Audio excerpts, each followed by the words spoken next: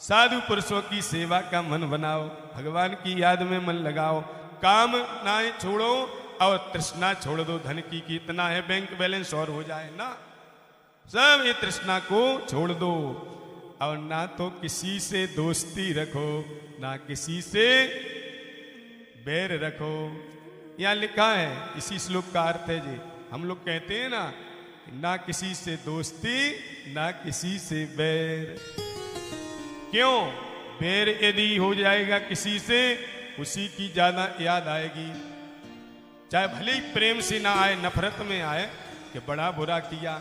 इसलिए बैर यदि चालू कहीं बन जाए, अंकुर उठ रहा है, तो सामने वाले के हृदय से तो वो बीज हम नहीं हटा सकते। अपने हृदय में अंकुर का बीज ना आने दो। ये प्रयास करो, जो रूठ रहा है उसको मनाने के लिए सामने खड़े हो जाओ। ये यदि जीवन में व्यवहार आ गया तो कोई तुमसे रूठेगा ही नहीं, क्योंकि जिससे दुश्मनी होती है, शत्रुता, आप कितना भी पूजा पाठ करो, कहीं वो दिख गया, उसकी बात किसी ने चला दी तो अंदर आग सी धड़कती है, बड़ा बुरा है। इसलिए ना किसी से दोस्ती ना किसी से बैर। बैर भी खतरनाक है, भजन में बाधक है, और मित्रता भी बाधक है। कोई अच्छा मित्र होगा, उसकी याद आएगी, भजन में मन कब लगेगा। 6 महीने से नहीं मिला मित्र की खबर ले आए। अन्यस्य दोष गुण चिंतन मास मुक्त्वा। ना किसी के दोष देखो, ना किसी के अच्छाई देखो, गुण देखो।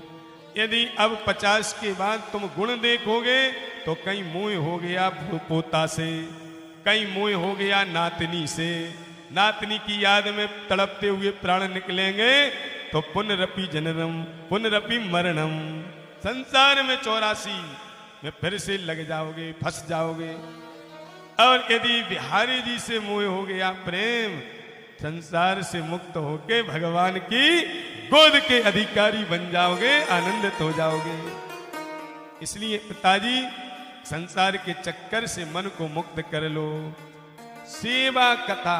अब संसार का चक्कर कब छूटता है? जब 2 कार्य जीवन में करने लग जाओ ज्यादा से ज्यादा। कौन से काम? सेवा और कथा। सेवा का मौका मिले खूब सेवा करो धर्म के आयोजनों में, और कथा में खूब मन लगाओ। सेवा कथा रसमहो नित राम पिबत्वम। ये नहीं